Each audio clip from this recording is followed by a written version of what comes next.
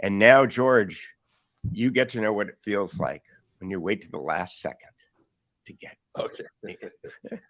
Well, we're waiting. We're waiting for the last second for Dr. Shiva to join us. But his tech staff has him all hooked up, so we're just waiting for him to arrive. I'm actually. So, here. how are you doing, George? Great. Here in Houston, looking at all these. I see Dr. Shiva. There we go. Welcome, Dr. Shiva. Good morning. How are you guys doing? We're doing terrific. Great. Thanks for joining us today. Yeah. I just I thought I'd start off by just introducing ourselves a little bit. George is a citizen journalist, and I think that you've spoken to him before. And he and I both have technology backgrounds, but I started off my career in computer science, and I transitioned to fashion photography, and then I built a lot of technology websites in the 1990s, going back to my computer science background. So we're all kind of autodidact polymaths here, and so I thought that we could have a wide-ranging discussion of different topics. Sounds like fun. George, were you going to say something? No, autodidacts, polymaths. I mean, that's got to be fun. So, Dr. Shiva, as you say that you're the PhD in hard sciences, so I want to explore that. I know a lot of people know your political beliefs and so forth, but I see kind of a really cool background behind you, and I see, was that your Senate campaign sticker from 2022? No, that's actually our U.S. president campaign, George. Oh, tell us. And then behind that is actually, a lot of my work has been gone into system stuff, integrating, systems principles. And we'll talk more about that. I don't know where you want me to start, but, it's pretty free flowing, wherever you want me to start. Well, I'm a big Peter. I'm sorry, I'm going to jump in because he said systems stuff. And okay. The Cytosolve stuff I followed for a long time. Yeah. I had a chance to meet Leroy Hood, way back when, Lake Union, Washington. And, you look like you've taken Cytosolve, which is to understand human pathways, right? Pathways for disease and understanding those things, and also for drug repurposing, right? And so my first question, I wanted to ask you 3 years ago when I was, 4 years ago, why didn't they use Cytosolve for all the stuff for coronavirus, for the monoclonal antibodies and the other stuff? Yeah. I mean, it would. Go ahead. Yeah. So first of all, I think it's probably good for the audience to understand what is Cytosolve, George. So if people look, biology really went through, in the recent, modern biology went through a big inflection point, and that was really 2003. And why do I say that? 1990s, some people may remember, is when the Human Genome Project really started. And the thesis in 1990, going back to 1956, was that every disease must have a gene, right? This was this sort of coming out of the central dogma theory, right? You have a gene which creates a protein and so on. So people started hunting for genes, and which was mapping the human genome. Now, in 1990s, we knew that a worm, a very small worm, which they had sequenced, had about 20,000 genes, 19 to 20,000 genes. So when biologists were looking at this little small worm, and then they look at the whole human, the meta thesis was, a human being must have a lot more genes, right? Because we're so much more complex. So the projection was about 1 million genes, right? So it's this very, and so it's very important to understand that conceptualization, that complexity is a function of a number of genes, is really what's called a reductionist view of the universe, of everything. It means complexity is a function of the number of parts, all right? And remember, biologists and most quote unquote scientists are trained in a very reductionist way. You study something in a very narrow way and you can win a Nobel Prize for that. There's not an incentive really in science to collaborate with other labs, other scientists, because everyone's fighting for their own funding, right? So that motivation manifests itself in how science is actually done. All right. So people started hunting for genes starting in 1993. And if you look at the curve the curve starts going precipitously down every year. They're not finding nearly 1 million genes. They're not finding 500,000 genes. So they reset the estimates to 100,000, and then to 80,000, and then to 40,000, and then to 30,000, and to 25,000. By the time the Genome Project concluded, thanks, Jason, it concluded in 2003, roughly, we had only found about 19 to 20,000 genes, which is the same number of genes that a small worm has. And I would say this is where the new revolution in biology begins. Because first, the revolution is that biologists really are very narrow-minded. They take a very reductionist view. What I mean by that is, if I gave both of you guys, 10 marbles, is the best way of explain what reductionism is. If I gave each one of you guys 10 marbles, and I give you a bunch of string, and I said, George, connect these marbles together, you may just put them one bead after the other, right? A linear string. I may put them into a very complex configuration, every bead connected to everyone else, right? Which is more complex? The latter one, right? Versus this very simple configuration. Same number of marbles, but very different number of interconnections, all right? So what came out of the Genome Project is it is the connections that matter, not the number of genes. So in 2003, this very fundamental idea, which, by the way, systems scientists have known probably for the last century, comes into biology, and a field called systems biology develops. In 2003, if you go, I come back to MIT, my advisor at MIT, Forbes Dewey, who was a professor in 3 departments, in mechanical, biological engineering, and health sciences. He said, Shiva, you've always loved medicine. You invented the first email system. Large-scale systems. You should come back because we need an engineering systems approach. Even guys like, Leroy Hood, he wrote some of the early papers. You look like people like Trey Itaker, right? We're writing this concept of systems biology, Doug Laufenberger.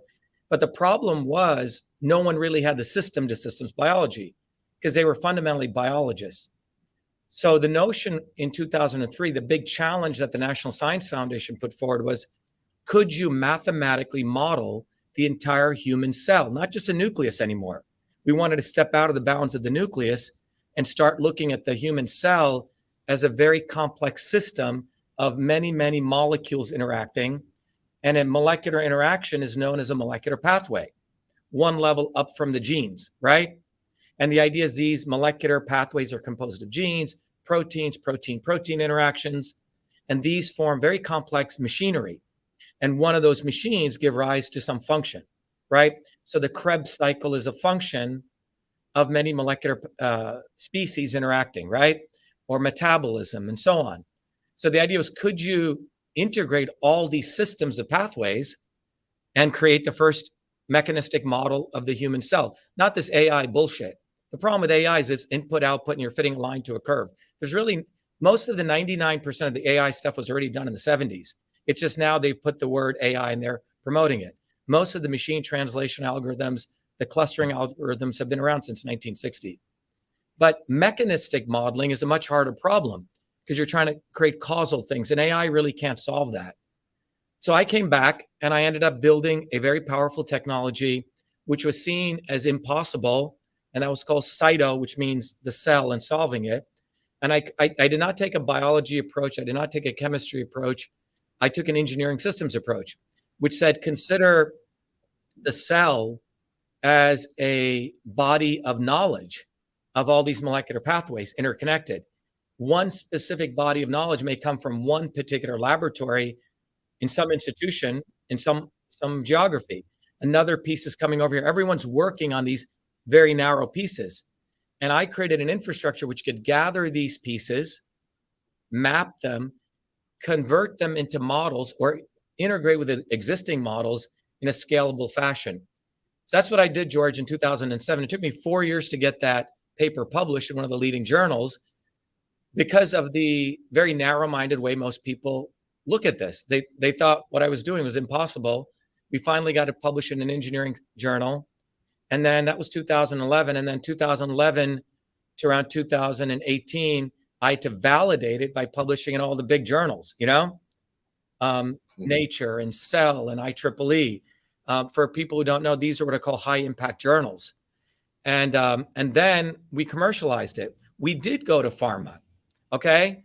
In fact, our first, my professor naively thought, oh, let's go to big pharma guys. Of course, they would want to use something like this because the way that they manufacture drugs is, first of all, really fucked up, to say in a very technical way.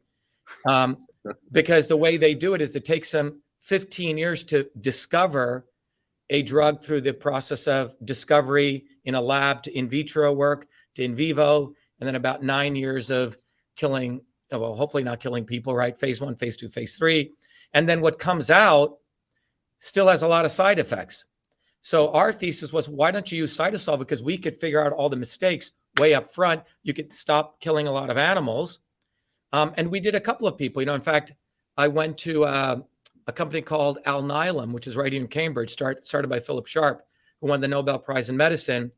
And Pfizer came to us early on for lupus. They wanted to model lupus, one of their innovation groups.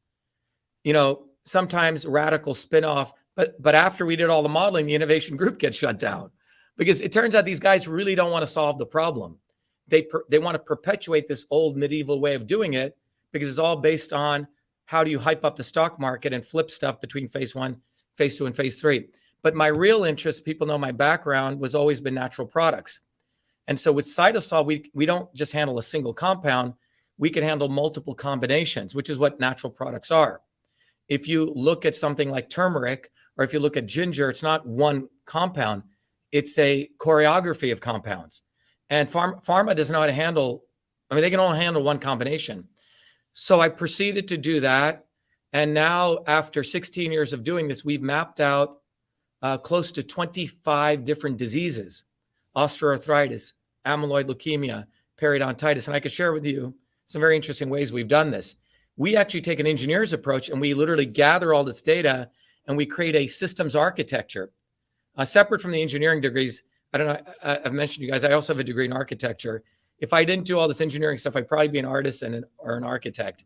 But we take an architectural approach and then we do the models and then we validate those models and we use those models to discover combinations.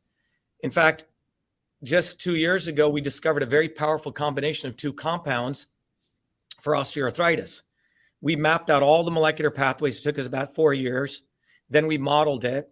And then we went through all the compounds in nature. And we found two very interesting compounds in silico without killing any animals. We validated it. The proof in the pudding is we not only got a major paper published in the leading nutritional journal called Nutrients, just came out about 3 weeks ago, but we also got our first US patent using this approach.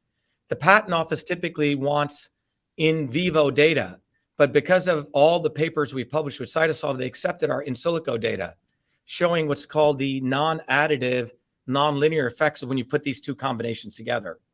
And we went and manufactured it. And we did a test run on social media. We sold out 10,000 and literally I just did it for fun. I've never done this. In about 6 months, people have been reporting all sorts of very, very fundamental benefits. But again, one comes from chamomile, the active ingredient, which crosses the blood-brain barrier, and the other comes from bitter orange. So there's a lot of so you see these ancient systems of medicine that I saw my grandmother doing. She would just combine them using this ancient yogic science, but you couldn't extract how she was doing it. So the Western medicine poo-poos this. So I've been able to decipher it from a bottoms-up way, so you can validate it. So it's very exciting. I only raised $1 million for this. I live in the center of big pharma, big biotech, where there's so much scams, but I never wanted to take people's money unless I could really validate it. We're probably going to raise a ton of money now, George, to go after every major disease. And these are all natural compounds. So it's very exciting, but it's taken us 16 years to get here. And we very quietly had to publish in all the leading journals. And we're disease agnostic. Just 3 weeks ago, we got our paper after 4 years accepted, where we mapped out every molecular pathway in the mouth for periodontal disease. And And in fact, that paper is what I used when I was doing it as a white paper in 2020 to write this paper on masks and oral health, where we conclusively showed when you put a mask on, what it does to the pH of the mouth and how it will actually upregulate, the bad microbiome in your body, and especially for young kids. I mean, a kid from the time he's born to 15, the microbiome is very plastic, right? It's just developing, and it affects the entire physiology of that child. So we used my paper combined with a legal strategy to scare the shit out of a lot of these school mandates. And I can talk more about that, but our movement, Truth, Freedom, and Health, literally combines the scientific discoveries with the activism with health. And that's the only way we're going to win against this. And we go independently, while all these other fools like Vivek the Snake was promoting mask mandates, Trump says he wasn't promoting mandates while he was coordinating all the cities, and stupid freaking booby fucking Kennedy was promoting lockdowns. And now he acts as though he was against lockdowns. So all these guys are just scumbags. But we were on the ground doing all this in 2020. I think I know what George's next question is going to be. So. I'm not gonna ask about domain and Bob Malone yet, but okay. But I didn't see him anywhere in 2020. This guy was nowhere to be found. I think the biggest litmus test everyone needs to do, if you want to really be an adult versus a cult members, where were all of these people in 2020? And if you answer that question, particularly March of 2020, that'll give you an answer: who led, who were the men and real women, and who were the freaking pussies who screwed over people. I think George wants to know where Bob Malone was on 9/11. Yeah. Well, I'll just stop and say I got my question in, and I read that original paper you did a long time ago, maybe 7-8 years ago. And I've been following the pathways as you've been developing. And I just want to say thank you. It's incredible. And you keep trying to reduce the mass, because I hate those, several polynomial equations and all the advanced calculus. So thank you for trying to simplify the thing down to a systems of equations. And I'll just leave it there, and I'll throw it over to Peter now. Well, George, one of the things, since you asked, I can't share my screen. Can I, guys? Can you share your screen? Yeah, you can give him. You can. I think I share it, and then you guys can accept it. It'll come into okay. It. So let me just show you, to everyone listening. Cytosolve is the future of medicine, and we can. So, George, I bash the hell out of these guys, and the reason I hate them so much is none of these guys have any solutions, right? They just have talking points. They literally watch our talking points, particularly Kennedy, and he just steals it, to manipulate people. But to let people know, not only am I running for president, but I work as a full-time engineer and a scientist.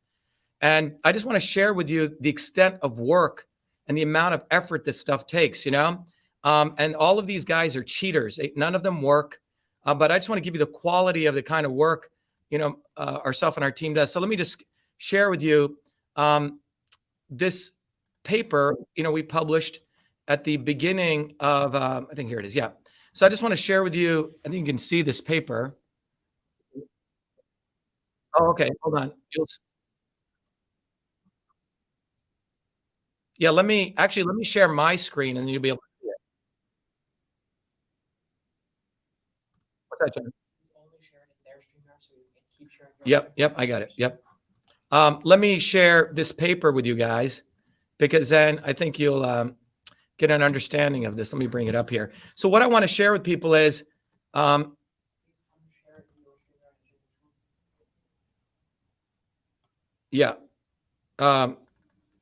let me bring this up. John, I'm going to share to my screen, and then I'm going to share my screen with them. Okay.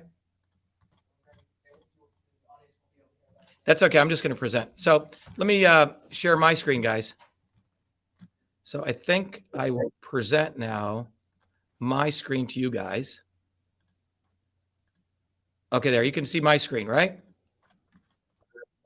Yep. Okay, great. So let me just go back to my screen here. It's a little bit of musical chairs here. So now I'm going to share this. Okay. Let's see. Where is this? I think this is. Yeah. Can you guys see my screen here? Okay. You should be able to see this. Can you guys see this, the paper? Okay, good. Okay, I actually have to bring up the paper. 1 second. Okay, I got to bring up the paper here. Oh, there it is. Okay. Yeah.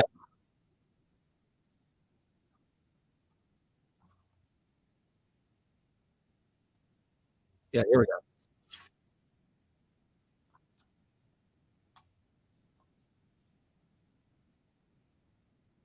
Right.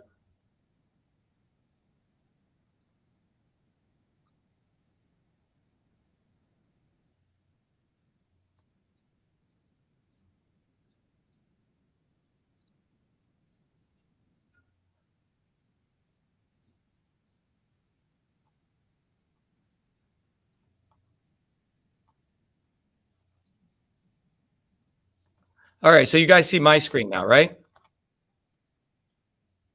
Okay. There you go. Yep, you see my screen. Now I'm going to share with you this paper, okay?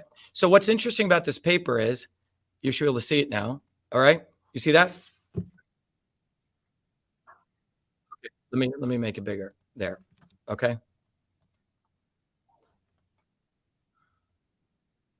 Hold on. There you go. You can see it. You can see it, right? Yeah. So you see, yeah, it's small, but let me bring it back up to you guys. I can make it bigger, okay? Okay, so what this is so I'm the main author on this, but leukemia is a very complex disease. And so we found that the leading person, we did frankly most of the work here, but the cool thing is with Cytosolve, what would have taken Stanford 20 years, we did in about a year and a half. We went through every paper written on leukemia. And with Cytosolve, and that's going through all the different papers, and then we mapped out the architecture of leukemia. So you have bone, right? And there's this entire process of bone vessels. Basically, leukemia is a disease of the bone marrow. And then we looked at all these simple chemical reactions. And this is a first circuit map of leukemia. All right. And this had never been done before. So we mapped out every molecule, the big circles here are different cells.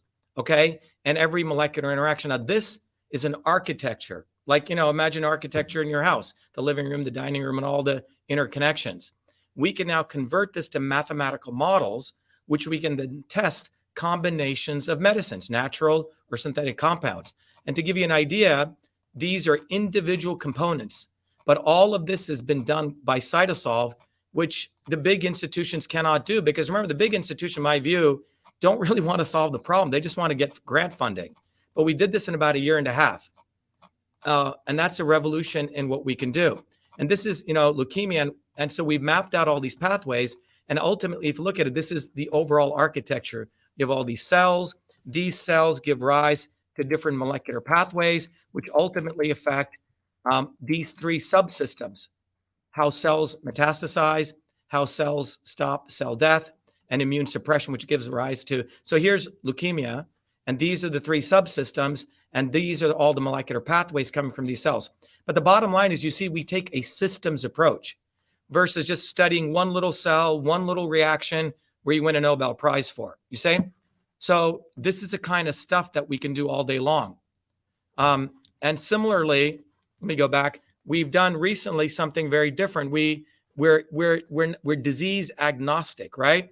So I don't have to just focus on leukemia. I can go to something very, very different. I can go to something like, I can go to something like, periodontal disease. Okay. I can go to pretty much any disease we want to go to that is independent of any of the, here it is. Okay. So I can go to any different kind of disease and I can do these mappings. So I'm going to go to something completely different. This is what we did in mapping out. Here it is. Okay. This is mapping out what you would say would be, where's that? Yeah, here we go. Right. This would be mapping out something like periodontal disease. All right. Oops, let me go back to this. Sorry. I have to find that here. Here we go. Yeah. Yeah. Yeah. Yeah. Right. Once.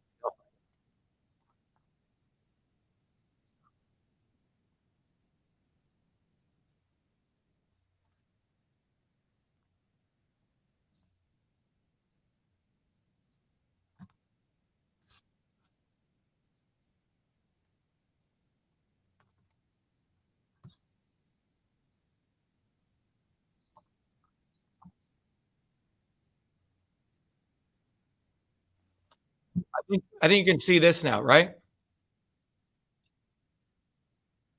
Oh, you don't see the periodontal one?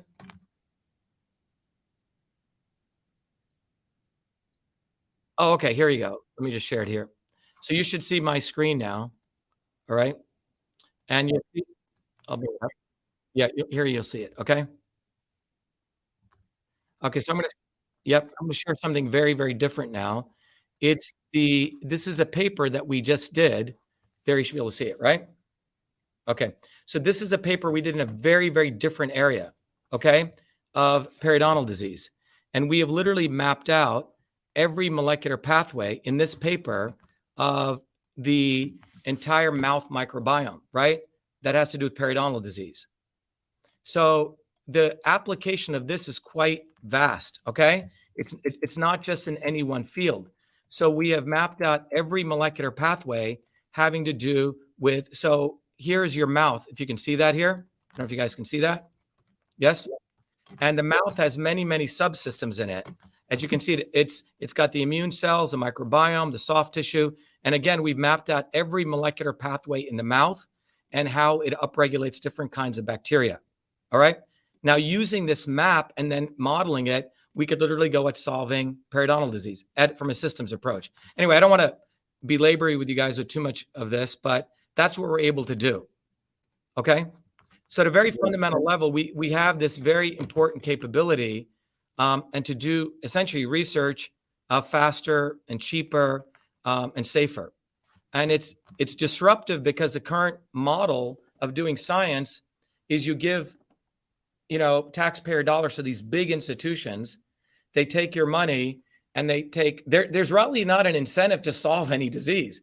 The incentive at the level is to get more funding, get me more funding, give me more funding. And because we're outside of that, we're able to do these systems maps, do the modeling, and literally go right to discovery of combination therapies.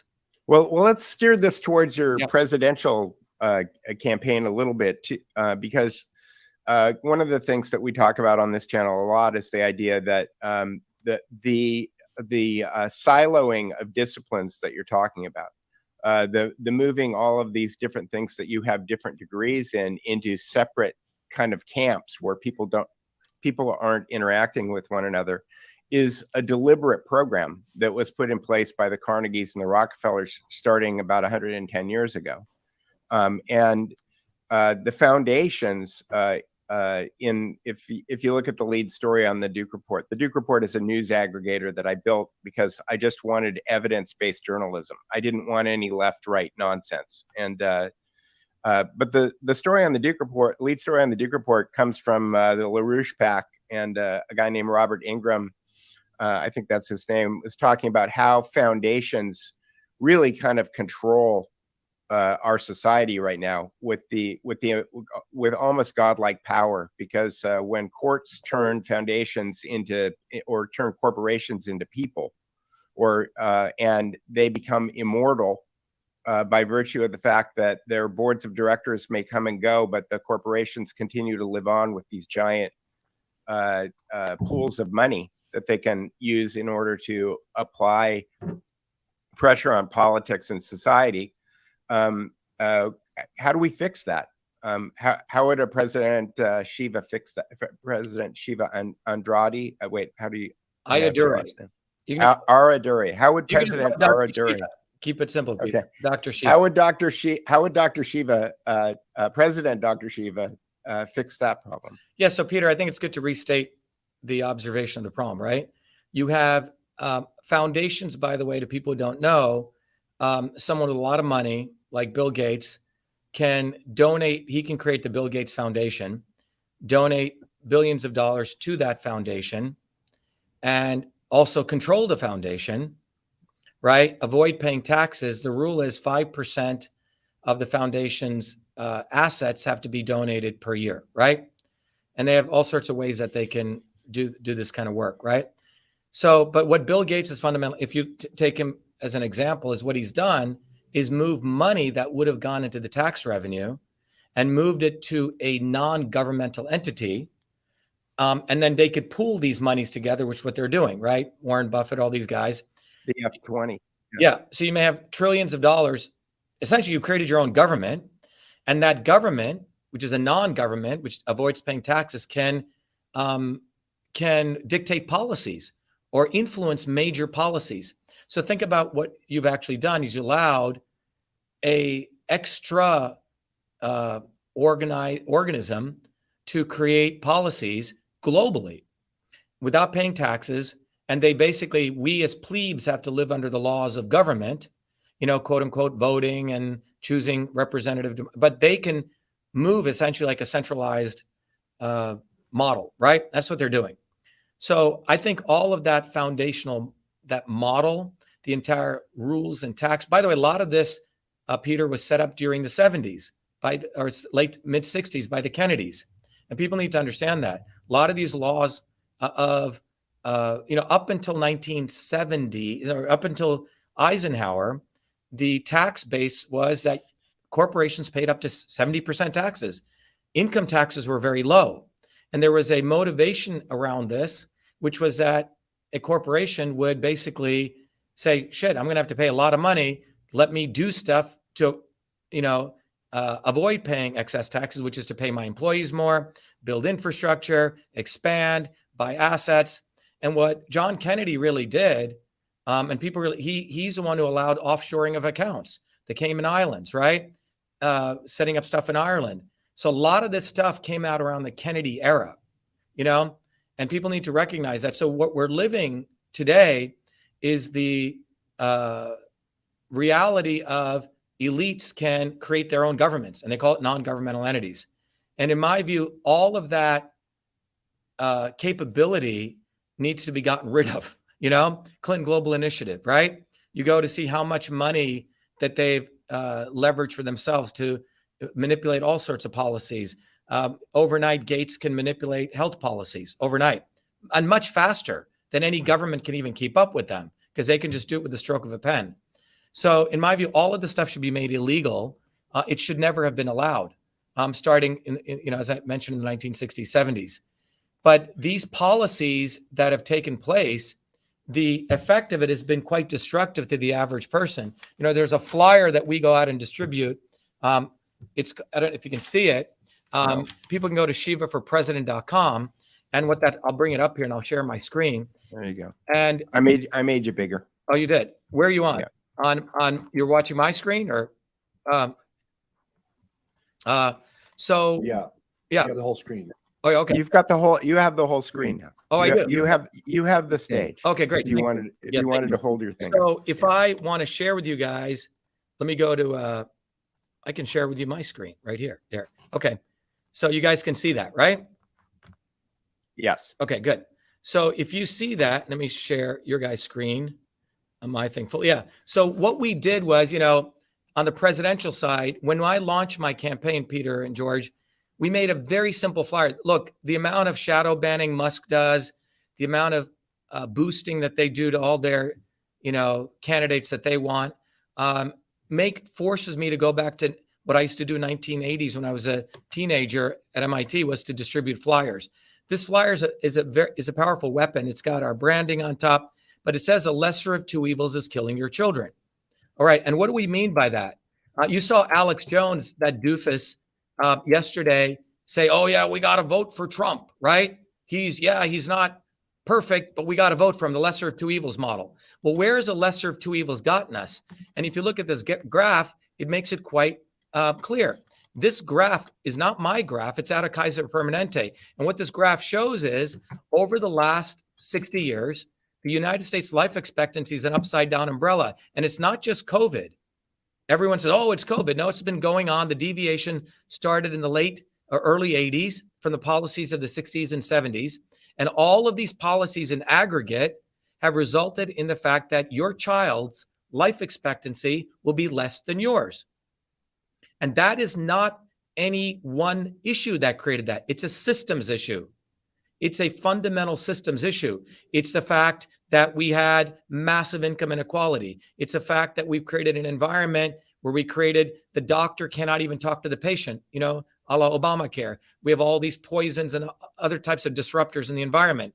It's occurred because of the incredible amount of destruction to the immune system of people. So these policies, when I look at this curve as a system, as an engineering systems guy, I say this curve, behind this curve is a destruction of the immune system. And what is the immune system? It involves many subsystems, right?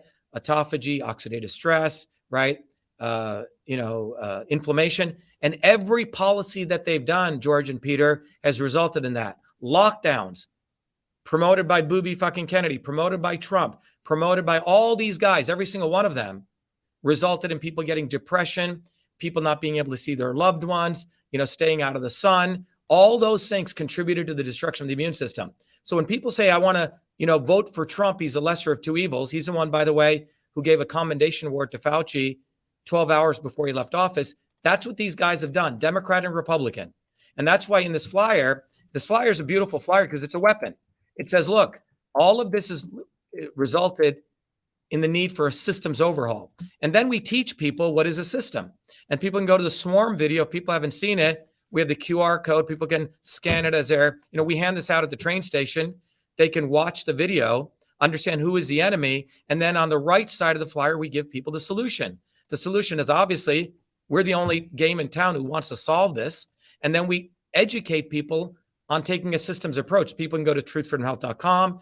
They can get an MIT level education for pennies. And then we educate people to come to our open houses. And what we do, Peter, at our open houses, it's not like, oh, when I get elected president, I'm going to do this for healthcare. When I get educated, when I win the president, I'm going to do this. At our open houses, we rotate through various topics: healthcare, environment, education, innovation, governance, and economy. And each one of our town halls, which is at 8 p.m. every Thursdays, we actually take the issue, we give a solution, George and Peter, that people can do right now to affect their families. It's very practical stuff.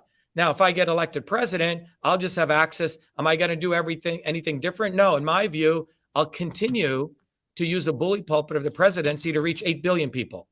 So that's what that flyer is. And, our goals will hand out about 50 million of these before end of 2024. We have close to 350,000 volunteers now on the ground globally. And every day people get on the ground. It's old school 1920s. You go hand this out and people print them out on their own.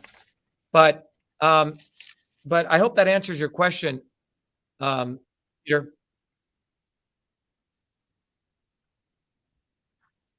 Numeral 4. Yep. Yes, Shiva, numeral 4 for president. Exactly. It's not. Yep. It's not FOR. Yep. But Mike, you're running as an independent. And I remember when John Anderson ran, I think in 1980, and that's probably the best showing that an independent has had. I guess maybe Ross Perot in 92 might be another. What do you think about that? And how are you going to enter into the campaign and into the race and into the national discussion?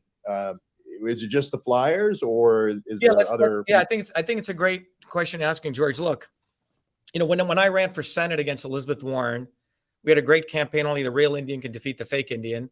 The Republicans and the great Democrats, campaign, and we got on the ballot. We were supposed to be on the debate stage. They colluded against us, and we had to file a lawsuit. So the Republicans and Democrats kept us off the debate stage because they knew if I got on, I would have destroyed both of them. So then the next year in 2020, we ran as Republicans in the election where we exposed the entire election fraud mechanics. If you remember in 2020, it was our campaign that found that they have no chain of custody. They delete ballot images. It was our work that exposed everything that really started all the election system stuff. after which all the grifters came from Mike Lindell to this guy, Jeffrey Fulia, AKA Jovan Pulitzer, and all these morons.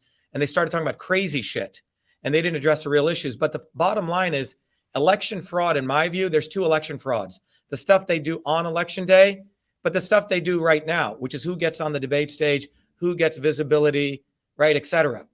So we know the thing is rigged end to end. Now, I never believed in the electoral systems, George and Peter, right? I've always been a bottoms up guy because I've always believed it's movements that have ever changed the world. And we can have a discussion about that.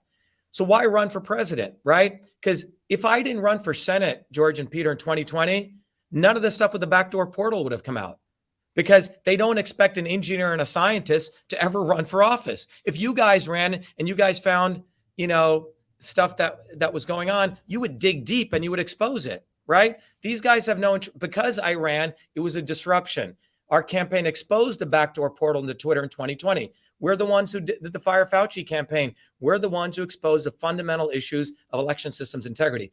So whatever they cheated, George and Peter, we freaking won. Because about 500 million people in the world, all over the world, I randomly flying to Mexico or Dubai, oh, they stole your election, right?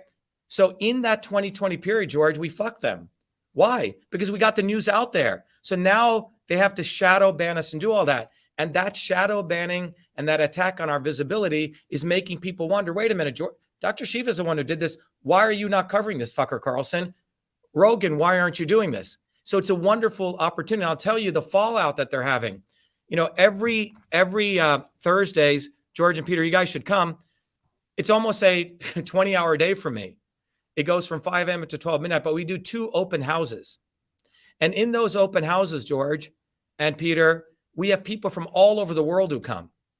And we do it from 11 a.m. to 2 p.m., and then we do it part 1 and we do it from 8 p.m. to sometimes it goes to midnight. And we take an issue and we go deep into it. And the people that are coming to us now are people like you guys, very smart guys, people who are flipping. Let me give you an example. We had a woman in Cambridge. We have a bus here. Which we used to say only the real Indian can defeat the fake Indian. People used to throw tomatoes at it. People call me a Nazi. We're in the center of Cambridge, okay? So this woman comes into our open house. She goes, I hated that bus sign you had. I used to despise driving, but she goes, and I voted for Bernie Sanders and Elizabeth Warren. But I've realized after watching your videos, I didn't understand why you cursed at all these people, but I get it. And she goes, I want to support your movement. That's flipping from Sanders or Warren to us. Then we had another gentleman who was an orthopedic surgeon out in California. He said, I saw your video. I saw, Rogan giving all this visibility to Kennedy. I was going to donate him money. And then your video popped out destroying Rogan and destroying Kennedy. And he goes, for 2 days, I had cognitive dissonance because I knew everything you were saying was true. And now I had to internalize that. And I'm going to join your movement and your campaign. We had another woman who came on last week. She goes, I find you so annoying, but I realize everything you're saying is true. So think about, George, what's happening.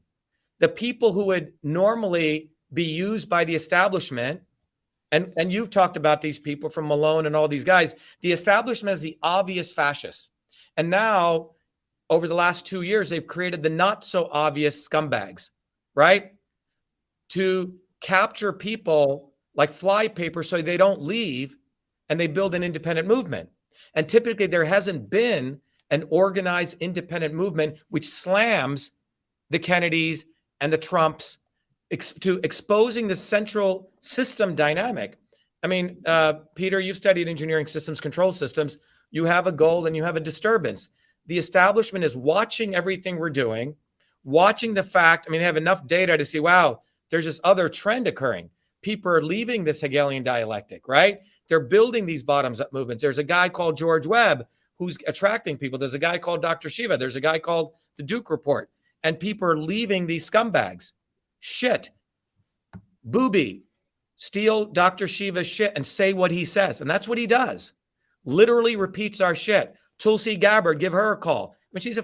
She is a military industrial academic complex. She was promoting 9/11's thing, right? So they're taking these 10 or 15 people and they farm league of them to drive people back. But because we exist, George, we're fucking up their whole plan. So we're getting these very cool people. So my running for president is not about running as an independent. It's about saying, here is one of us. This guy comes bottoms up. Why are you compromising your values and voting for lesser of two evils? What has that gotten you? What's gotten you this?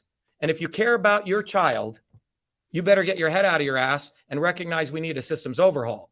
So stop talking about the questions of, oh, you're running as an independent. Can you win? That's the wrong question. The question is, what are you going to do? You have an opportunity right now to stop always compromising. Kennedy actually said this to Megyn Kelly when she started having him squirm about his issues with personal integrity. She goes, well, you know, your personal integrity and your public integrity are two different things.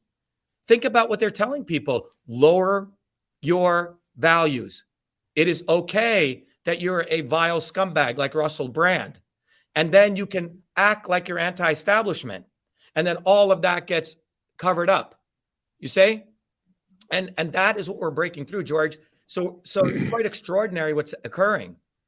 It's about mobilizing and giving people.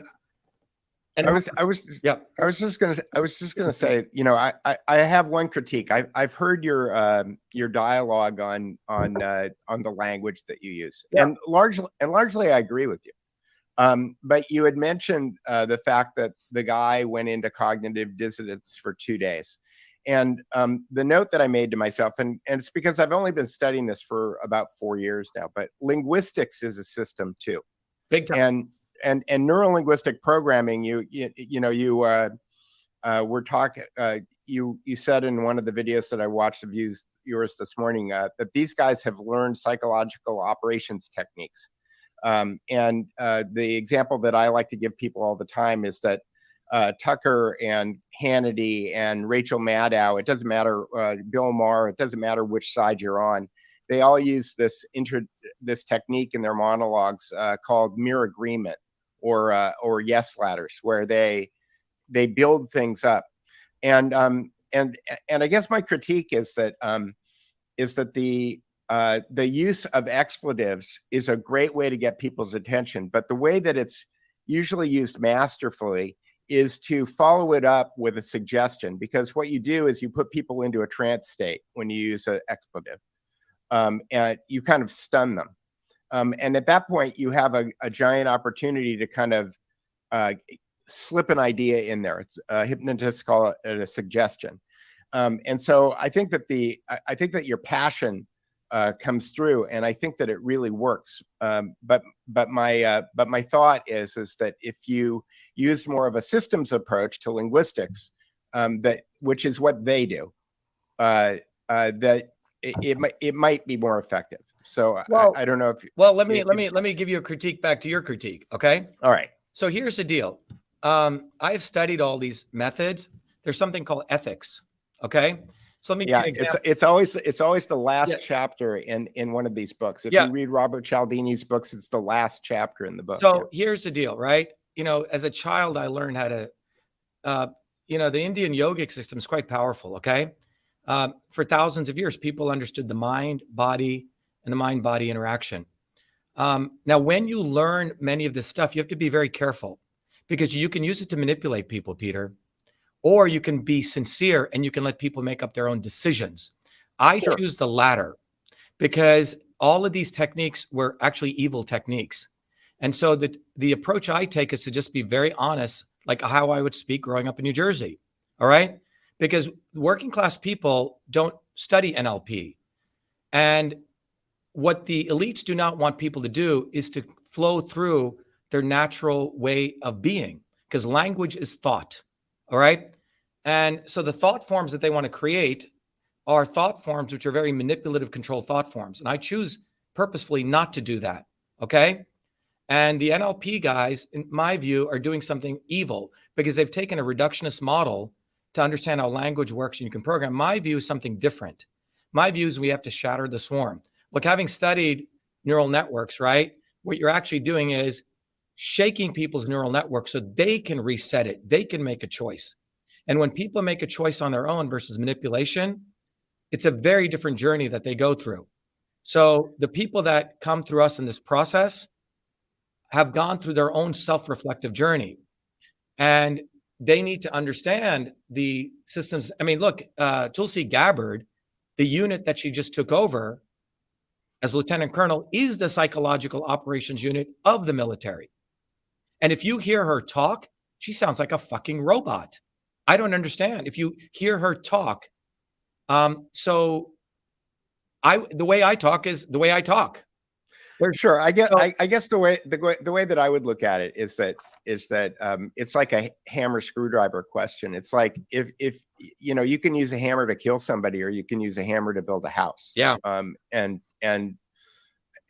so that's where I'm coming from. I'm looking at it. What I'm saying is, if you should come to our Saturday meetings, okay? So you get some better data. The quality of, I mean, when was the last time someone says, yeah, I'm going to buy this from you, and you're so fucking annoying, George? That's a very different kind of model now we've created.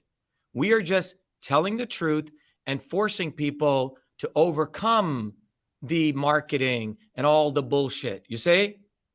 So that's what they want. I mean, look, you know, in a previous life, I've won 2 major ad awards, okay? I work with people like White and Kennedy, which is the agency that does Nike's work in California. So I could do all that shit.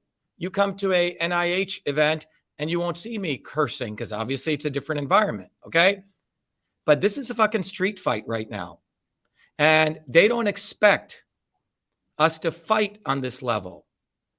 And these people, you know, people like Vivek Ramaswamy, you know, that guy needs to be slapped upside the head, okay? If he came into Newark, he wouldn't talk his bullshit. The guy's a Maximus bullshitter. And the psychological operations, they found a brown-skinned guy. And so many people mistake him for me. That was by design, Peter. No doubt. I have no doubt about that. Yeah.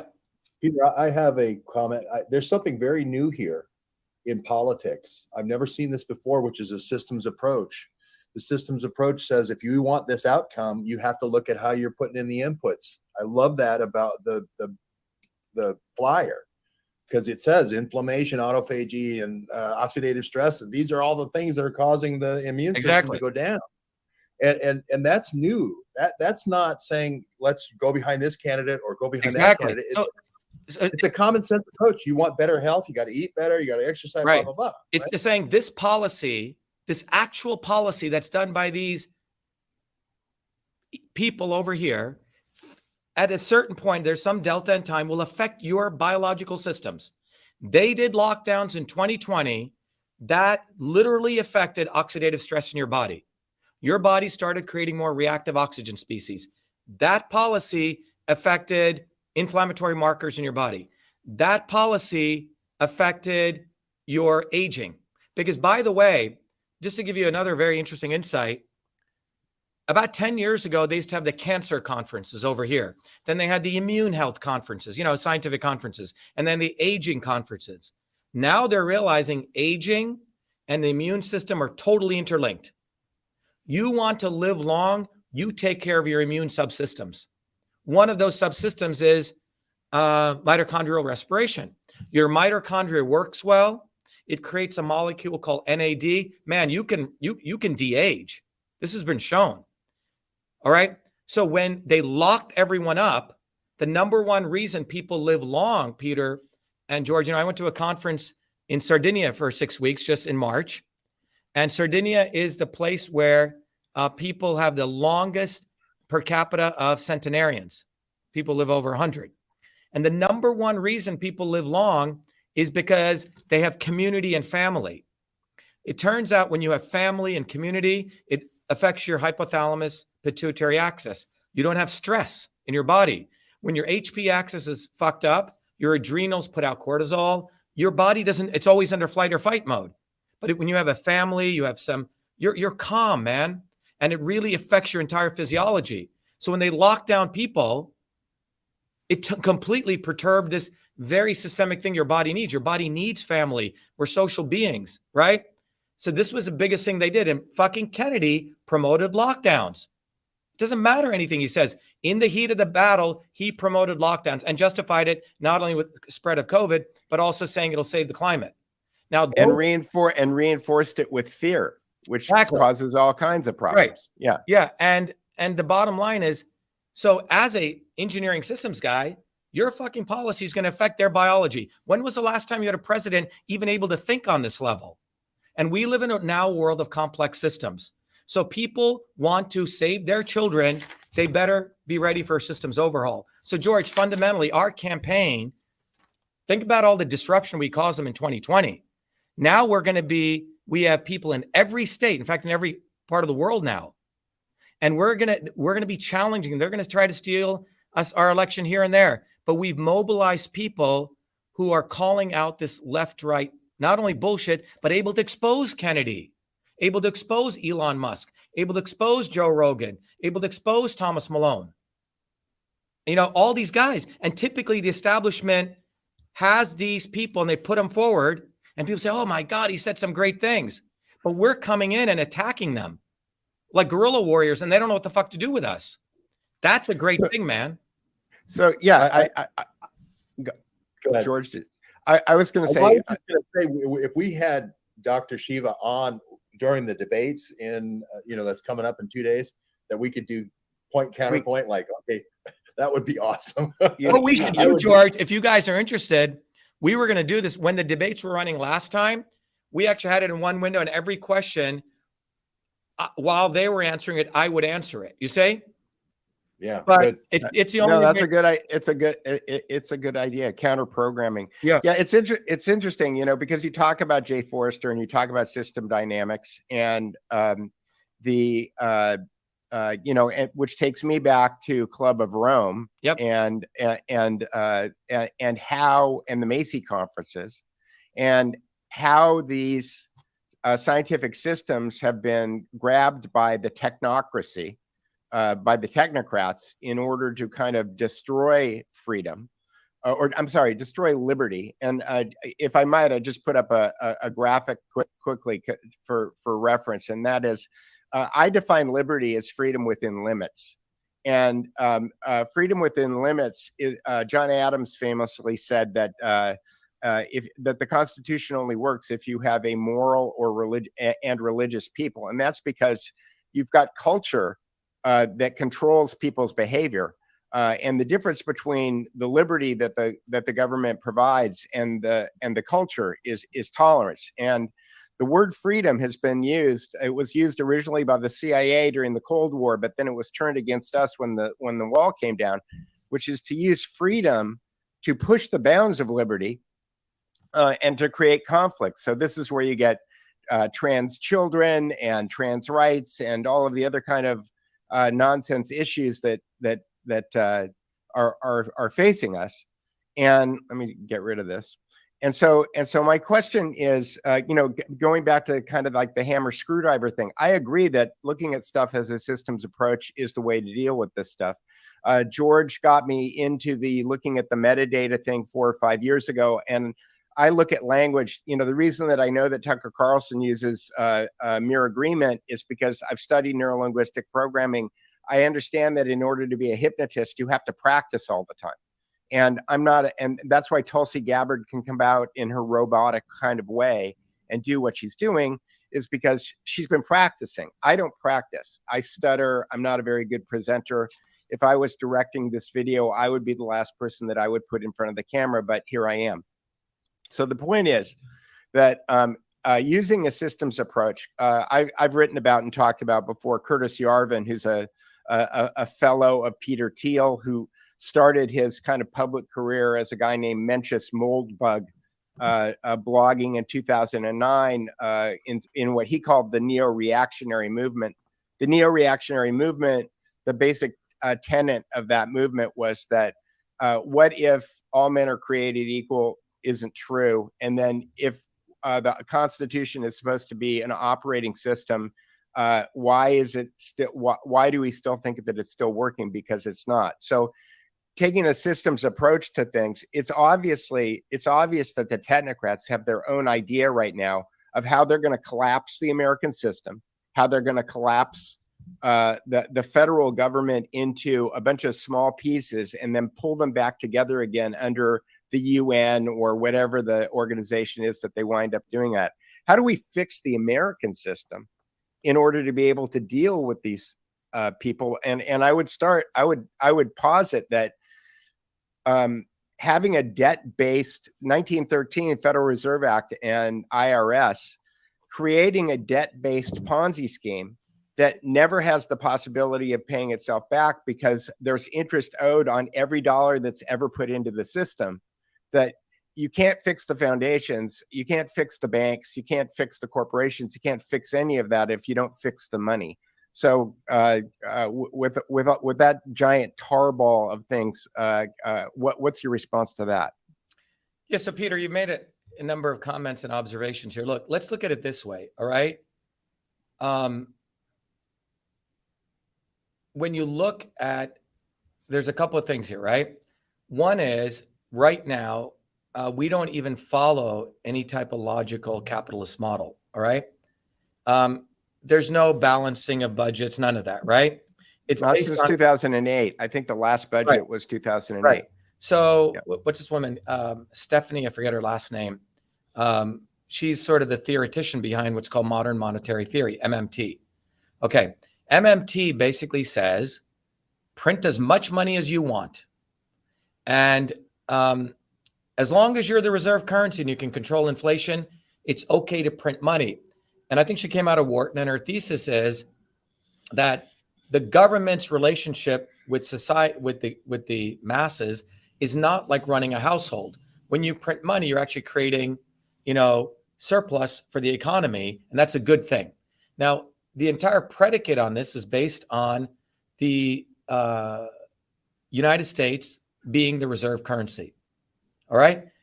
How does the U.S. maintain reserve currency status? Well, to your point, one time it was backed by gold, then it was backed by the petrodollar. Now it's just backed by something even much more brutal, which is weapons, right?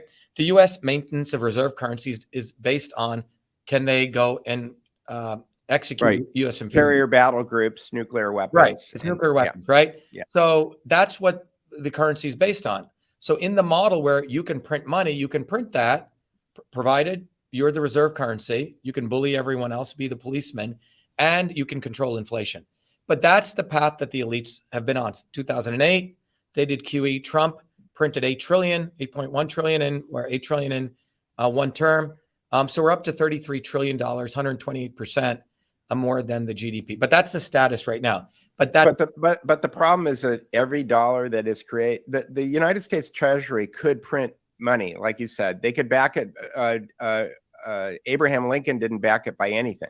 Right. Like he backed it by probably by military might, like you're talking about.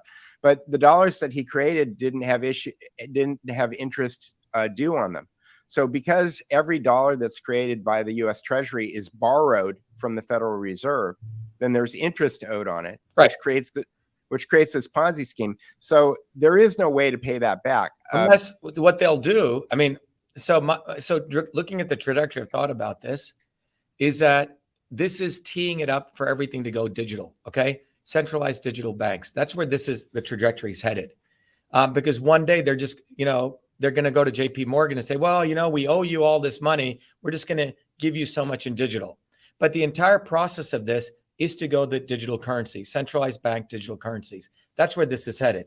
But let me get back to this issue that you were talking about, the technocrats. This is a much deeper question. There's been a history since the early 1800s of technocrats thinking they're going to create a utopian civilization just using technology, right? And there were all different kinds of structures, and people can go read about this, right? You used to learn about this in history class, right? Different types of economic structures. What's happened is the entire concept of a technocracy, a few are going to control the many, comes from a very mechanistic view of the universe. And this comes from a view that really goes back to Isaac Newton's founding of, the laws of motion. So or Aristotle.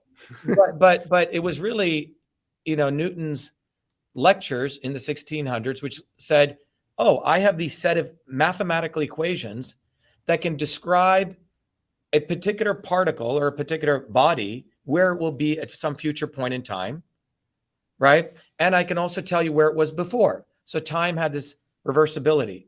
Why this is important is the day that, he gave his lecture on Principia, the same day created this antagonism between science and religion. Religion said, holy shit, if this is true, that means everything can be described mechanistically. We live in a clockwork, right? Everything is a mechanistic world. And this goes against religion. So religion actually went the other direction. So for the last 400, 500 years, we've had this dialectic between the mechanistic view of the world and the quote unquote, the religious view of the world. Metaphysics. Yeah, the metaphysical view, but without really any physics to it. It was only in the 1920s when system science came in with the work of Ilya Prigogine, we started understanding you don't have to have this dialectic. And this is where I want to come back to the notion of why the technocrats and all this system, their approach is based on this mechanistic view. Ilya, Prigogine's work clearly showed that the mechanistic notion of existence is actually a subset of a much larger view where the universe is actually in a chaotic way. And under certain conditions, we get into these mechanistic states. Okay. So that leads into this condition called where you can have phase transitions, which means we have today, the economy and the universe is operating in a certain way where technocrats think we're going to gather all this data, we're going to do predictive analytics, and I will know exactly what George will buy tomorrow. I'm going to send him this email campaign. He'll click on it and I'll manipulate him. I'm going to watch. I mean, the reason I'm back on Twitter is not because Elon Musk gives a freak about freedom of speech. They put guys like me back on. So they're collecting information on all my followers. They can use predictive analytics and they can predict a trajectory of which direction I'll go. And they can push messages to people who may be my followers to misdirect them to, in your case, George, Robert Malone, or my case to Kennedy or Trump. So we refer to those as honeypots and slaughter pens. Yes, but this all comes from the view that you can predict behavior. That is a mechanistic world. You follow what I'm saying? And that's what the view of AI comes from. But the reality is the technocrats do not take into account something quite intangible that history shows you cannot model on an equation.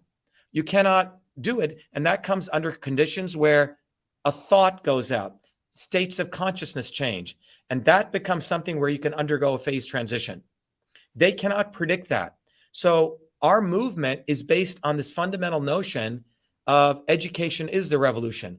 The more we educate people on this dynamic, which is what we do, we're creating an army of truth, freedom, and health warrior scholars. We're educating them on this dynamic, but we're not here to tell them like the Leninist model, right? Where there was movements coming up in early Russia. They went in top down and tried to create a vanguard party. What ultimately that does, it leads to some form of fascism. The model here is you're raising people's consciousness. What emerges out of that, Peter and George, I don't want to dictate, but I do know if you get a critical mass of people who start understanding, oh, Russell Brand is a scumbag, Kennedy is a scumbag, Robert Malone is a scumbag, they are able to overcome the left and the right, and they're able to understand this dynamic. That's something that their models cannot predict, you say? And that is when you get a self-organizing system and a phase change. And that is something that previous revolutionary thinkers did not think about, because everything, the assets that they were using to build their ideas came from philosophy, right? Aristotle, Socrates, classical liberalism. They didn't have engineering system science. So this is fundamental. So we live in a very exciting time now, that we have the opportunity to advance people's knowledge, and that's what we're doing every day. And that's, because to your point, I think that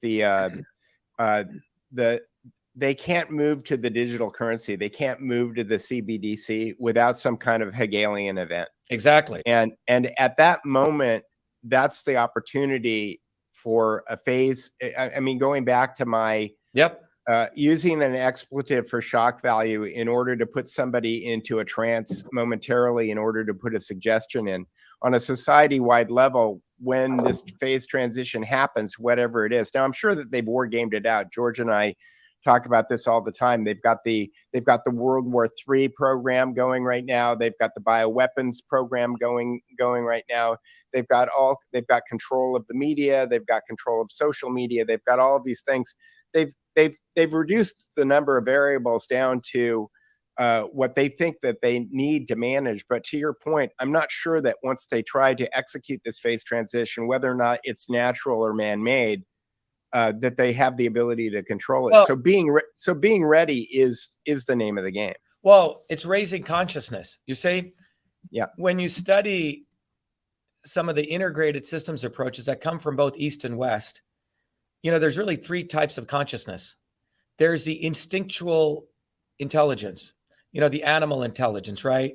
The mother lion trying to save the cub, right? This immediate reaction, this instinctual, very emotional intelligence. In the Indian systems, if you look at it, we call it the lower chakras, okay? Those in power use their approach to systems to keep people at that lower level of instinctual intelligence. So they create the dialectic. They get people, oh my God, Trump was just indicted.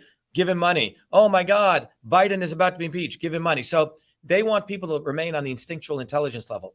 The next level of intelligence above that is really the intellect, the ability to apply math and science and language and words and create semantics, right? Lawyers do this to get people off crimes, right? They can rationalize things.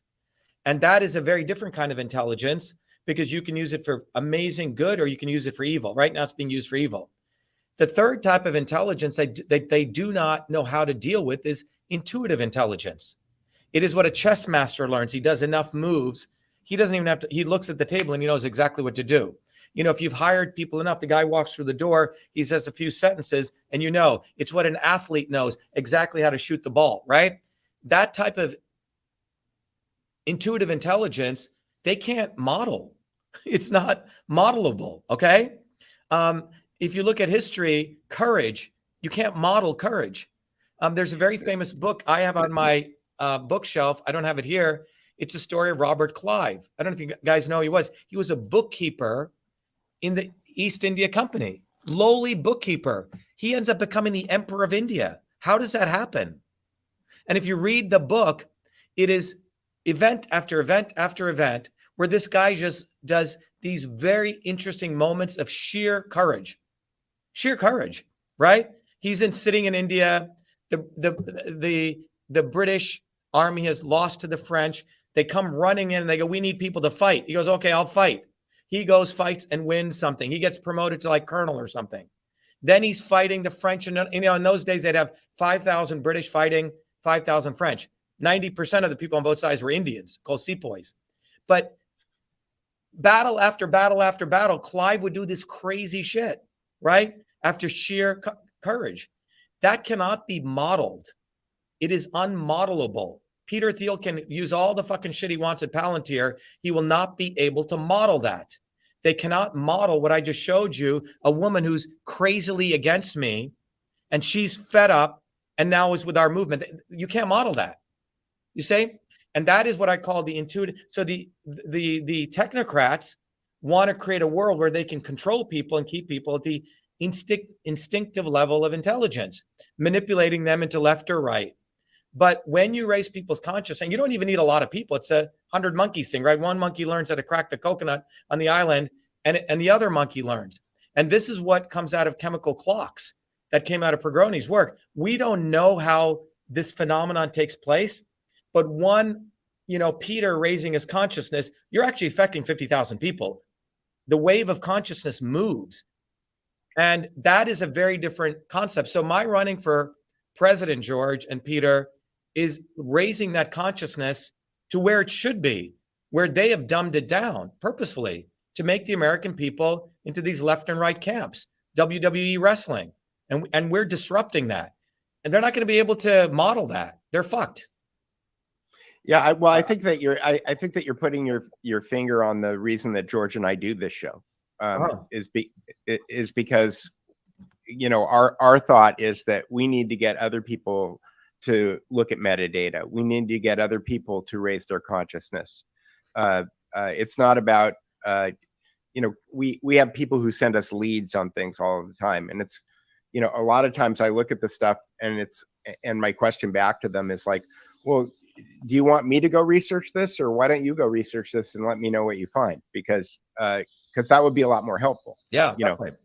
So that George. I just want to make one observation, which is I think this is an incredibly powerful model that you presented here, which is a systems approach to how we should live our lives. I think that's fantastic. I think the reducing the oxidative stress, you say, yes, I want to do that. How do I do that? And then you talk about policies. I think that's very good. And now you're going to give this, and people, what I'm guessing is you have this downloadable collateral. I can then volunteer to print it out at my house.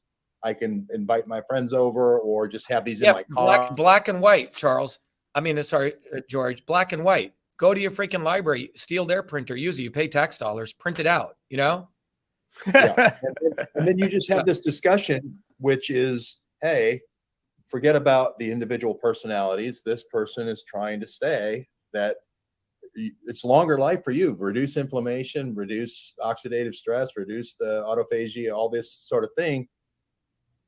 This is how your immune system's going over the cliff, right? I mean, is that kind of the talking points? Yeah, the talking point is fucking Booby Kennedy promoted lockdowns. He fucked up your health. He killed millions of people. Very simple.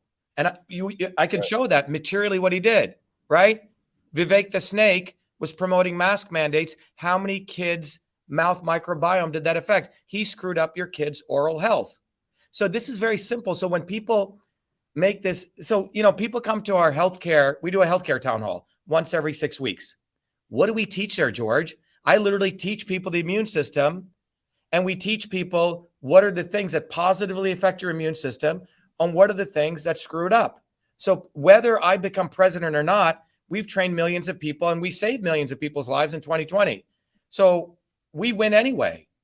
Every time we get one person understanding our stuff, we're affecting them 50,000 fold. So they're screwed. Would you be willing to debate a proxy of, let's say Bobby Kennedy wouldn't debate you, Malone working for Bobby or some surrogate working for Bobby? Would you? Yeah, let's take them all on. Have them all come. Okay, that was my question. Give Booby Kennedy. Are you going to be the proxy, George? Well, I would love to moderate, Peter. I think that would be great. What moderate? We need the talent, George. Well, I want Dr. Shiva to go through and have this battle of ideas rather than I agree with George. He's being shadow banned. He's being shadow banned. But do you think that any of them would show up? Well, I mean, at some point. But George, you know, but Peter, if you and George put this out there and hammer it, and then we did this with Fauci in May of 2020. We ran the Fire Fauci campaign, and in the middle of Kendall Square, which is right in the heart of MIT Cambridge, we literally outside set up our cameras. Fauci didn't show up, and we had someone else show up. He had all of Fauci's sentences that he would say. So the debate, so we could do that. George, you know how Malone would talk. We put it out there. Let freaking Malone come. By the way, Malone has literally stolen my stuff and puts it on his page. There is a lot of kleptocracy going on there with Malone. Well, do you think Malone even manages his page? I mean, I look at Malone and I see a program. I don't see a person. Like, you know. But I'm saying, look, the way I look at it, Peter and George, we're at a very important inflection point. Because of the work we did in 2020, the guys, you know, George, stuff you did, right? We've awakened people to break from them. So they are desperate right now. You know, Reince Priebus, this guy who was RNC. Right, now he was Trump's chief of staff. So a friend of mine has him on his board on some company. And he said, hey, Dr. Shiva's running for president. He goes, oh, that's a fucking disruption. Because they know we got all this brand equity out there in 2020. So because they need to keep the Hegel thing going. Exactly. But what I'm saying is it's a huge opportunity with what we've built now to educate people. They don't want this education. Mark my words, Booby fucking Kennedy's watching this and they're saying, Booby, run independent with Tulsi Gabbard to suck this people away who want to go independent. So think about what he's all about, how insidious he is. He's saying, I want safe vaccines. Do you understand how fucked up this is? He is still, the underlying theme is government still has a right into your bodies. He doesn't want to remove the 1962 Kennedy Vaccination Act. Right. You got to look at the metadata, as George Webb would say. You got to look at the meta. But none of them, the assumption is, oh, Bobby wants safe vaccines. Here's his video. He's saying, I want to vaccinate everyone. I want full vaccination of all Americans, quote unquote. And I vaccinated all my kids with all 69 vaccines, quote unquote. But I want safe vaccines. I know all these people are corrupt. How is he going to get safe vaccines? He's going to create more government agencies, right? His uncle, Ted Kennedy, created the National Vaccine Injury Program, which created a vaccine court. His other uncle, JFK, is the one who started all this. The entire Kennedy family has been the agent of Big Pharma. And none of these, and when Aaron Siri, his attorney, when I ran the first immune health conference here, 1,000 people showed up, George, in 2019. Aaron Siri comes up, he goes, pulls me aside. Ooh, you have Cytosolve. Why don't we work together to make safe vaccines? I go, what did you just say? That's what he said. Okay. These people are scumbags. But the fundamental issue people need to get is they're still under the meta theme. Government has a right into your physical body, which goes to the night. So as president, I will repeal the 1962 Vaccination Act and replace it with the Dr.SHIVA, 2024 Natural Immunity Act. What are the things government can do to foster resilience of the immune system? This is a very radically different approach, but it's all health as opposed to insurance. But something very specific, Peter, resilience, right? The body, this is something we need to educate people on. Health is a direct function of resilience. It's not making you all pure and keeping people. No, your body should be able to take a hit and come back. You go to the weight room, you lift, 225 pounds one day because you went heavy and your body's aching. Well, you got to go back, because if you don't do that, you're not going to get strong. It's called stress inoculation. And we need to, and that's what we teach people at our health. We teach people the concept of resilience. Well, I'm a true believer. I've lost 50 pounds since the lockdowns happened, because I thought if I don't take personal responsibility for this, they're going to kill me. That's great, man. Congratulations. Yeah. That's phenomenal. I just want to make sure that you're on the ballots. So what do people need to do to make sure you're on the ballot in the 50 states? Yeah. So George, you're asking an important question. In the United States, because we live in this thing called a republic, every state has different rules for a presidential candidate to get on the ballot. So in Ohio, you have to get 5,000 signatures on something called nomination papers by citizens who live in that state, who say, yes, I want Dr. Shiva to be on the ballot. And those 5,000 signatures then need to get given to the Secretary of State, who will say, okay, we're going to put him on the ballot. Every state is different. In Florida, we have to do 2 levels of paperwork. First, we have to announce I'm running, and we have to get 133,000 signatures, okay? In Washington, we have to have what's called a convention, right? So every state is a little bit different. So number one thing that people can do is, first of all, go to Shiva #4 president.com. That's the website. And first thing this is a little important thing, is I want people to get one of these bumper stickers. Now, why do I say that, George? Because your car is your car. And you put one of these bumper stickers on the back window, in the back left corner, 100,000 people will see it per day. The second thing people can do is go to the Shiva for President website, and you can download one of these flyers, okay? And these flyers are really cool because it's right on the website. I'll share it with you. You can go to, like you said, George, we've open sourced it, so people don't need to, yeah, right here. I just brought it up, okay? Can you see it? So people go to the website, you go to the, oh, you can, okay. So you're going to share it? Yeah. So if people go to the, so people go, if you click on the free download section there, okay, it's under more. Yep. And if people go to the free download section, they get access. We want people to download this flyer, print it out, keep it in your glove compartment, and hand it out to as many people as you want. Okay. So those are the 2 important things. And then on the volunteer, we want people to volunteer. If you notice, throughout this conversation, I have not begged for money once. These guys are out there begging. No one should give money to any of these guys. One guy's a golden plated toilet seat. Kennedy is a freaking trust fund. And all they do with your money is they take it and give it to their consultants and their friends. What we're telling people to do, George, this campaign is about you. And that's the opportunity we're giving every person to make it about themselves and get off their butt and volunteer, put a bumper for those people where, you know, it's hard for them to, you know, do signatures. Go get the lawn sign, right? Hand out a bumper sticker. And every Saturdays we hold our events. I run all of our campaigns. All right. People are like, oh my God, Dr. Shiva, you're running this. People get to directly interact with us, George. There's not any middlemen. So it's direct to the people directly. Okay. So that's what we're doing, George. It's a direct model. There's no intermediaries. You know, we're not hiring Dennis Kucinich, who's a Zionist, to run our campaign, right?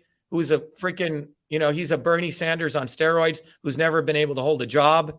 Booby Kennedy is another freaking Zionist, you know, banged 28 women and then told his wife, frankly, it was okay to hang yourself. And after she dies, Maureen Callahan bought it out. He's praying over her coffin, has all the PR, and then exhumes her body and buries it in a unmarked grave. These people are all filthy people. And so people really have to make their decision about their own values, because your leaders reflect your consciousness. So if you want leaders whose personal integrity doesn't match their public integrity, you're going to get scumbags. But if you, and people should go look at these people's entire lives, George. What were they doing when they were a kid? What kind of family did they come from? Who are they? What did they do in March of 2020? And don't give them, Alex Jones, as I just said, you know, just did this bullshit. We have to vote for Trump. And if you talk to David Knight, I had David Knight and I did a thing together. David Knight clearly said the reason he left Alex Jones was Alex said behind closed doors he hated Trump. He despised him. But Trump makes him money because all the MAGA cult fucking people buy all of his shit. So Alex Jones is another scumbag. He's an entertainer. He knows Trump is full of shit, but he promotes him because he needs to make his money. So that tells you who these people are. They're entertainers. They are not telling the truth that needs to be done. And Alex knows about me, right? So he has made a decision that his money matters more than the lesser of two people. He's promoting lesser of two people. And look what's going on in this country. So, well, I'm very honored to finally, I mean, I've interviewed you once before. We've talked back and forth, but you really laid it out in a very impressive way today. And I think this systems approach, where we start with the end in mind, is fantastic. And I think the tools that you've put out there for the direct marketing are great. And this really swung me. I think I'm having the same cognitive dissonance that Tomato Lady had. What does cognitive dissonance look like? Do you slumber for a while? Anyway, I think you're going to have a lot of... We've seen it's a 48-hour. And what's cool is, George, the people that we're getting. So, you know, I'm merely a catalyst. So what we're doing is we have about 500,000 people globally now. And we never imposed a structure. By the way, people should go to truthfreedomhealth.com. Very important, George. You guys should come to our open house. I've taken the course, the systems course I used to teach at MIT, where people paid a shitload of money. We've made that accessible to everyone for pennies. But what we've done is if you're an adult and you go through the course, you can gift it to as many children as you want. That was really Jay Forrester's goal. Jay wanted to make sure at the kindergarten level, they taught system science. MIT didn't even support him on that. So I want to sort of support his legacy in that. So everyone goes through if they go to truthfreedomhealth.com. By the way, people donate to our campaign. We give them books. We give them gifts. So our campaign is very different. We're not saying, give me money. Our campaign is everyone who understands systems principles. We feel we've cut the opposition with one, razor blade on them. So that's what this is about, George. It's a very, very clear, tight program. When you guys get off, I'll play a video normally I do on Truth Freedom Health. But Truth Freedom Health is really the knowledge. It's a university. We have a community we've built globally. And now we have amazing leaders coming up, Peter and George. We have and by the way, it's a learn, teach, and serve model. You learn the program, you have to teach it. So we have a woman who may be a high school teacher. She's teaching it to an MD. Okay. So every Mondays, the course happens. I don't have to teach it anymore, George. We have TAs. We have other people who teach it now to others. Otherwise, if it was just relying on me, you can't scale this. Well, that's terrific. I could probably play that video as an outro if Actually, is it on the website? Is it on the? Yeah. Actually, you won't. Actually, John, is it? Yeah, let me see where you are. Yeah, no, actually go to truthfreedomhealth.com. So if you go to, that'd be great. You can play it as an outro and I'll share your screen. Hey, John, I should be able to hear the sound, right, from them? Yeah. Let me share your screen. So everyone before, so let me share your guys' screen so my people can hear. Yes, if you go to, there's two really cool videos. The one on the left, don't play. That's a swarm video. If you have, yeah, I think that I showed it to. Yeah, I showed it to you earlier. I took it. If you want it, I'm happy to give it to you. But I took your swarm document and I put it into a file. I got it. I got it. So we're doing a cool poster, but the video on the right is, by the way, go to the top of the screen here. I just want to share people. This is, so, you know, our slogan is get educated or be enslaved. So Truth Freedom in itself, George and Peter, is a system. It involves the course, Foundations of Systems, involves books. It involves events we do. It involves one-on-ones I do. It involves a community. And everything we do, George, is done within our own infrastructure. I built, you know, a level 3 data center. So we're not reliant on any of the communications. And if you scroll down, it's got, we'll come back to this video, but if you scroll through the site, people have wanted gear, right? And then we have about 500,000 people in 120 countries. We have someone from Antarctica who took the course, okay? We have people from Samoa, Africa. And then if you look here, our stories are people of everyday people. So we make heroes, people who went through the course, and they talk about the journey they went through. You know, they voted for Bernie, they voted for Trump, then they voted here, and what happened in their lives. And as you scroll down, we have the listing of our victory. Look, we win. We use a systems approach on why we won that federal injunction, right? Against Twitter. Go down. And then we identify what the real problem is. Information, as you know, George and Peter, from a systems perspective, doesn't make you smarter. Because look at all that information. If you look on that top part, more information has not delivered us more truth, more freedom, more health, more obesity, more people depressed. And the reason we point out is the systems of power, profit, and control. You can zoom in a little bit, take information, and they do reductionism, right? They take people through ignorance. So CNN presents one view, right? Fox gives another view. That leads people to illusion and confusion. Eventually, they get into these 3.5 buckets. Either they say, screw it, I'm just going to move to an ashram and just meditate, become complacent, or they take a gun and want to shoot people, terrorism, or they go into the left and right. And what we're saying is go down. If you scroll down, we repeat that concept again. Ignorance really drives confusion. And then the next thing is we want to point out to people, scroll down, that it is these people who are truly the machinery of ignorance, right? On the left and the right, they got the Trump, they got the stupid gurus like Sadhguru, complete bullshitter, right? The Joe Rogans and these are the people that we hit, George, Peter, because once people overcome this, they're almost into freedom. But many people are initially stuck on one of these people, right? Oh, Sadhguru. This is the way that George and I tell people about it. Good.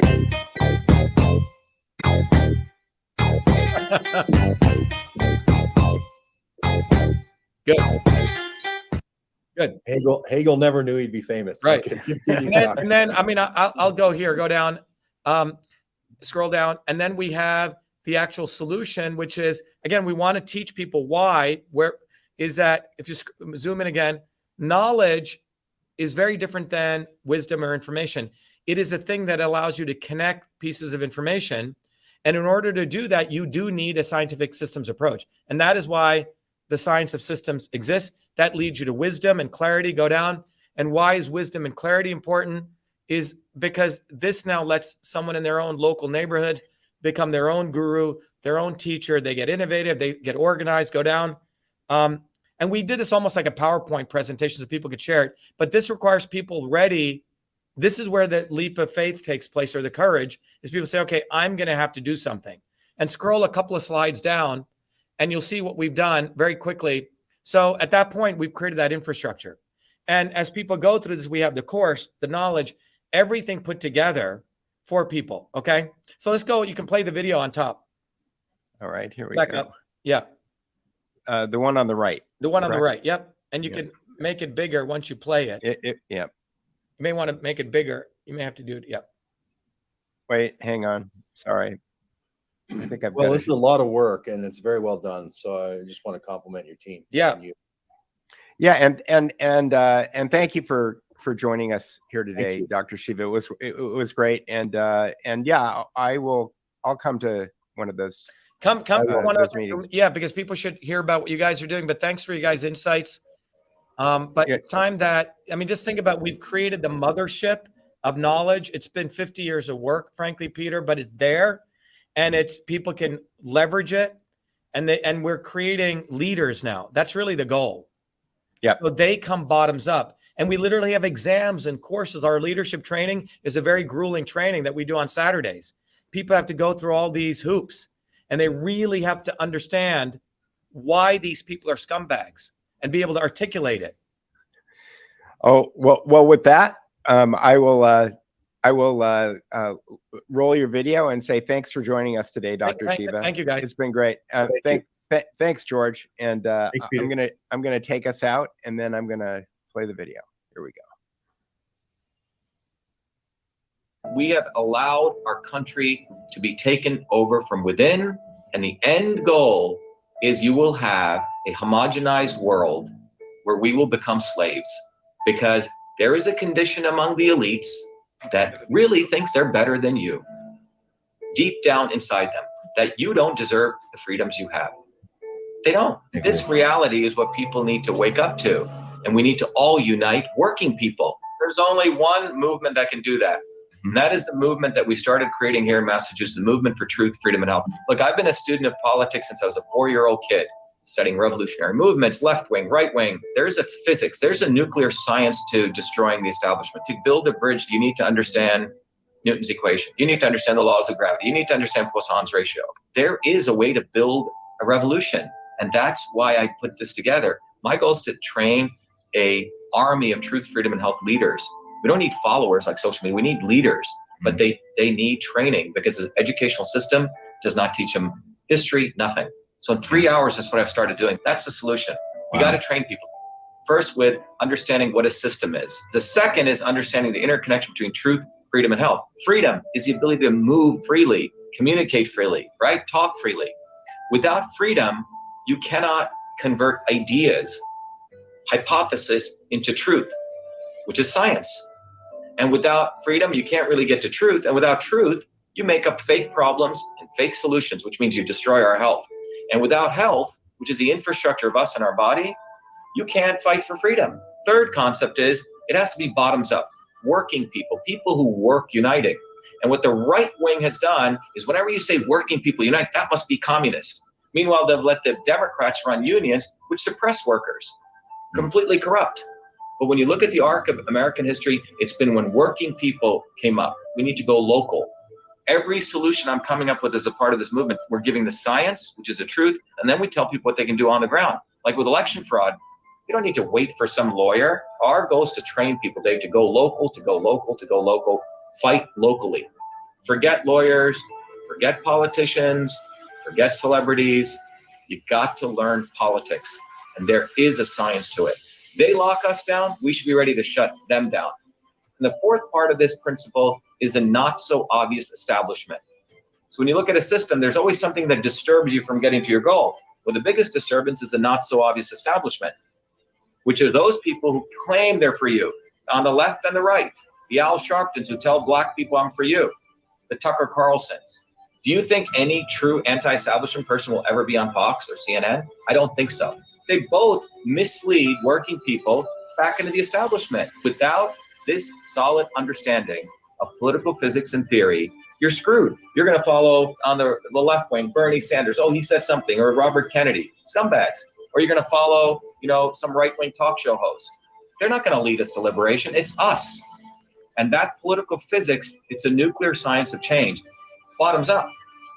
We have to organize to understand that there is people who talk a good game and then look at what they actually do, left and right. I'm sorry, Sean Hannity may say some good things, but I don't see the urgency in his voice to get something done. And it can only come when you weaponize yourself with the right knowledge. You need to be able to identify a rat. Christ didn't go after the Romans, right? It was the Pharisees and the Sadducees who screwed him up. His own quote unquote people. And that's where we're at. So these 4 concepts I've built into a curriculum. People can go to vashiva.com, and it's an educational program. We need to train people in political theory. You need to have physics. And I've created that curriculum. People need to get educated. We need to get educated fast. And within a half an hour, I can teach people. 2 years of MIT control systems, I teach people those concepts. Then I apply it. Anyone can understand it. And then you say, oh, I got to build a bottoms-up movement. They have to get politically astute, and then they have to go locally and act, not sit there on social media. They have to act locally, defy locally, do civil obedience locally, but with knowledge on how to build a movement. And the Senate campaign's expanded to the Movement for Truth, Freedom, and Health, and they can find it on V as in Victor, A, Shiva, vashiva.com. So people can sign in, they can get access to a bunch of videos. If they want to take a course and become a Truth, Freedom, and Health leader, I offer a full scholarship there. But we want people to make a commitment that they'll study, that they'll get certified, that they'll go do activities on the ground. So go to VA Shiva, Victory America Shiva, vashiva.com.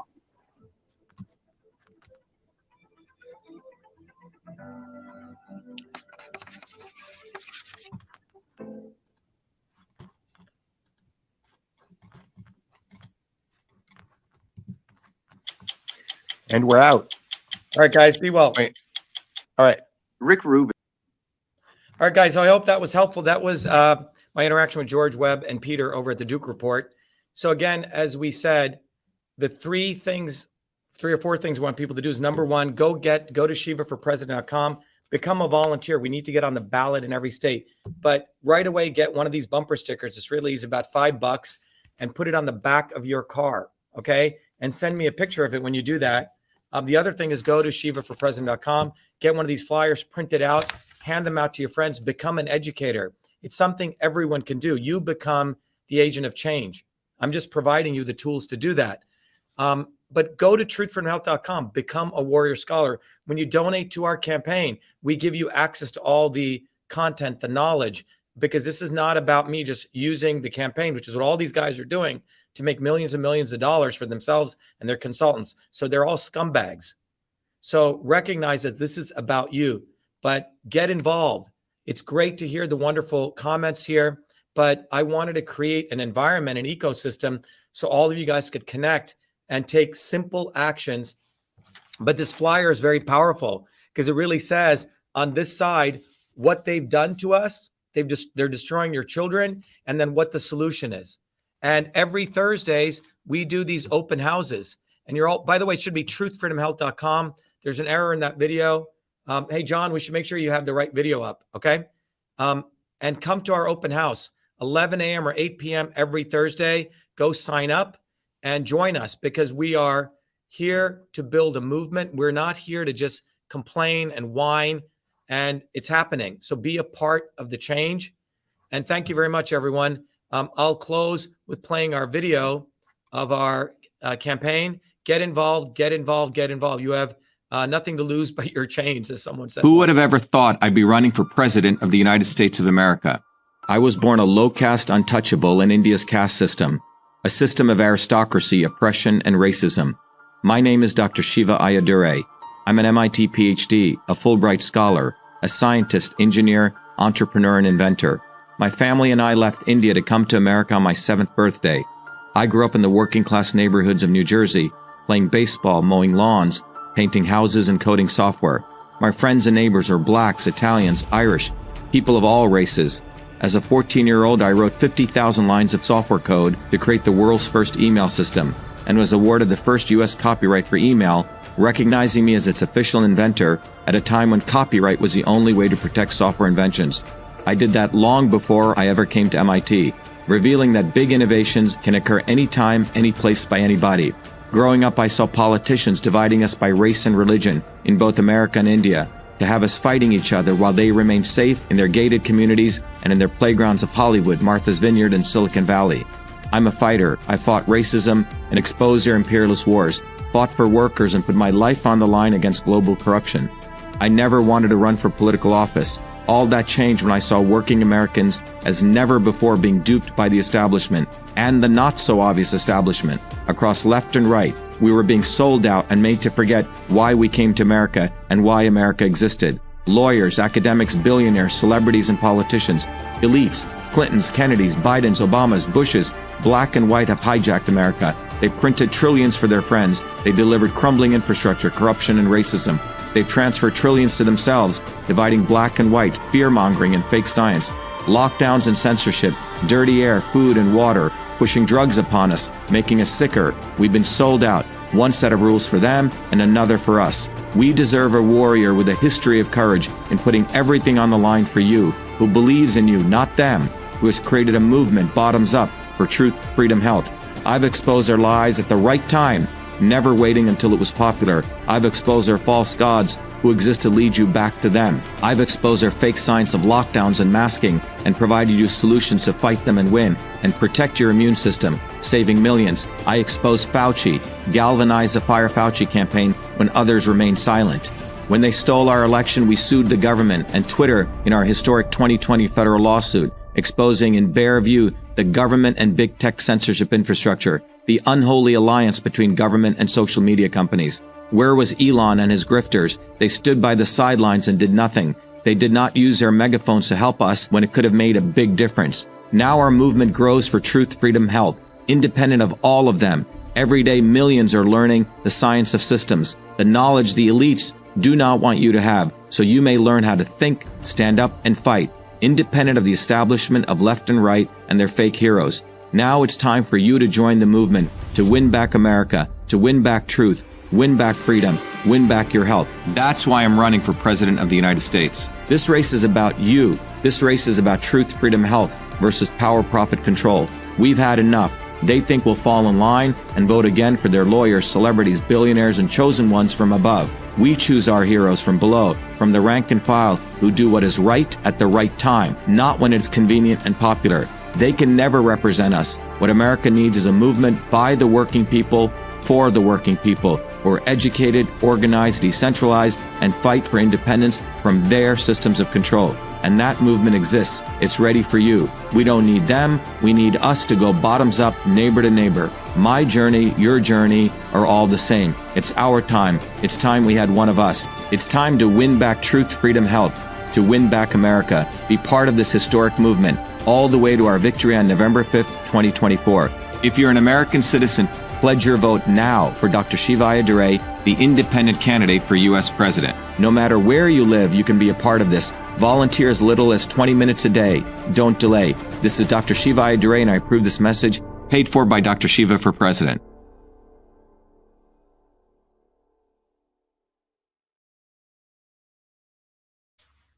Again, everyone, come to the open house. We'll have direct one-on-one conversation, 11 a.m. or 8 p.m. Go to vashiva.com/orientation. Get your bumper sticker, Shiva, #4president.com. Download a flyer, get activated, get on the ground, and you can change your life by supporting all your neighbors, by educating them. This is an educational movement, and it's about you getting active, and it's about us. It's not about them, and it's time for one of us. Thank you, everyone.